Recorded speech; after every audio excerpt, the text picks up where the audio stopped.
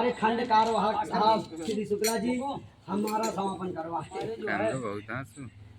बोलिए बोलिए आपकी संचालक जी हैं जी। संगठन संचालक बेटा और लोग बैठ जाओ, चलो श्रीमान शुक्ला जी वरिष्ठ स्वयंसेवक, पुराने स्वयंसेवक, विभिन्न दायित्वों पर रहे ऐसे श्रीमान शुक्ला जी, अपने विषम जी, अपने मंडल के मंडल कारवाए, आप सभी ज्येष्ठ श्रेष्ठ कार्यकर्ता बंधु, हम सब लोग आज अयोध्या के पूजित अक्षत घर घर पहुंचा करके भगवान श्री राम का आमंत्रण दे रहे हैं। वास्तव में अगर विचार करें तो आमंत्रण कौन देता? कभी अपने घर परिवार में अगर किसी बालक का या किसी का शादी संबंध होता है तो उसके निमंत्रण के लिए उसके काका, उसके पिताजी, उसके बाबा, चाचा अर्थात बहुत नज़दीकी व्यक्ति पीले चावल लेकर के अपने घर परिवार में निमंत्रण देने जाते हैं।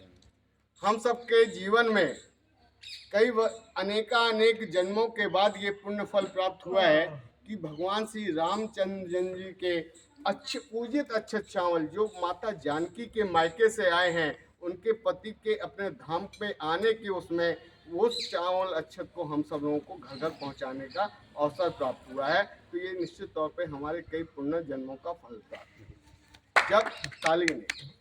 तब जब इस पर हम विचार करते हैं तो जो वर्तमान जहाँ पे राम मंदिर बन रहा है, जहाँ पे भगवान राम अपने 500 वर्षों के संघर्ष के बाद अपने भवन पे आ रहे हैं, मंदिर में आ रहे हैं, उसका अगर इतिहास देखें तो राम जन्म जी के बाद उसका पुनः जीर्णोद्धार ईसा से 250 वर्ष पूर्व महाराज विक्रमादित्य द्वितीय ने अपने उसमें कराया था, जिसको सन 1528 में मीर कासिम ने उस मंदिर को ध्वस्त कर दिया।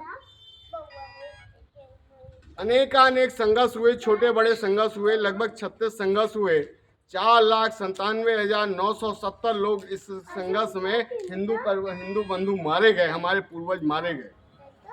एक घटना याद आती है, एक यहाँ के जब धर्म सभा लगी हुई थी तो उस धर्म सभा में यहाँ के एक पूज्य संत CC 108 श्री रामानंद जी महाराज धर्म सभा में जब विदेश में गए तो वहाँ पे अल्फाबेटली सबको बुलाया जाना था, तो इनको सबसे बाद में बुलाया गया। इससे इनको बड़ा क्रोध आया।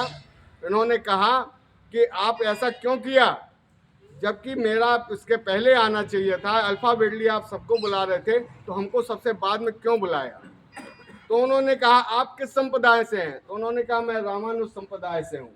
क्या आप रामानुज संप्रदाय से हैं और अपने को श्रेष्ठ संत कहते हैं और कहते हैं कि ये सनातन धर्म हमारा पुराना सनातन धर्म है और आपके आराध्य प्रभु श्री राम टेंट में रह रहे हैं, तो आप अपनी स्थिति समझ सकते हैं, आपको बुला दिया इतना ही बहुत है। उस अपमान को जब उन्होंने वहाँ पे सहा और उसके बाद जब भारतवर्ष आए तो भारतवर्ष में उन्होंने अनेक संतों से उस पर विमर्श किया कि भगवान राम को अपने उसमें भवन में लेकर के आना है, मंदिर में लेकर के आना है और पुनः स्थापित करना है। सारे संतों से कहा। उस समय के पूज्य संत कृपाति जी का भी उनको आशीर्वाद मिला, लेकिन जैसे हिंदू समाज की एक स्थिति होती है कि 4 एक दिशा में तभी चलते हैं जब 5वां उसके कंधे पे होता है, या वो स्थिति होती है कि जैसे हिंदू समाज को एकत्रित करना मतलब मेढकों को तौलना। हमारे यहाँ भी उसी तरह के हमारे जो समाज को दिग्दर्शन देते थे, लेकिन वो संतों में भी थोड़ा सा भेदभाव था, एक मंच में बैठने को तैयार नहीं। कहीं किसी का मंच कुछ ऊंचा होना चाहिए, किसी का कुछ नीचा होना चाहिए, या फलाने के साथ हम नहीं बैठेंगे, फलाने के साथ नहीं बैठेंगे, ऐसी समाज की स्थिति थी। इस सब उसमें 11 वर्ष बीत गए, लेकिन सभी संत समाज एकत्रित नहीं हुआ। तब पूजने सरसंघचालक जी, उस समय के पूजनीय सरसंघचालक जी ने विश्व हिंदू परिषद को कहा कि आपको इस काम को करना है। तब पहला काल से 11 नवंबर 1919 को पहली बार 79 को पहली बार प्रथम काल सेवा हुई और उसमें पहली बार काशिकों ने श्री राम मंदिर में अपनी ईंट और कार्य किया। आगे चल करके सने सबको पता है कि किस प्रकार से उसमें संघर्ष हुआ, किस प्रकार से 2006 में उसको जो तथाकथित बाबरी ढांचा था उसको ध्वस्त किया गया। आगे चल कर के 2019 में रामलला के पक्ष में न्यायालय से निर्णय आया। 5 अगस्त 2020 को शिलान्यास किया गया, उसकी वो पूजन किया गया, भूमि पूजन किया गया। और ये शुभ अवसर 22 जनवरी 2022 को हम सबको 2024 में हम सबको प्राप्त हो रहा है। हम सबके इतने पूर्वज अपने जान की बलिदान कर गए, अपने जान को दे दिया, लेकिन उनके जीवन में ये अवसर हमको प्राप्त नहीं हुआ। हम सब लोग बड़े सौभाग्यशाली हैं। हमारे ना जाने कितने जन्मों का पुण्य फल है कि हम आज रामलला को अपने भव्य दिव्य मंदिर में स्थापित होते हुए देख रहे हैं।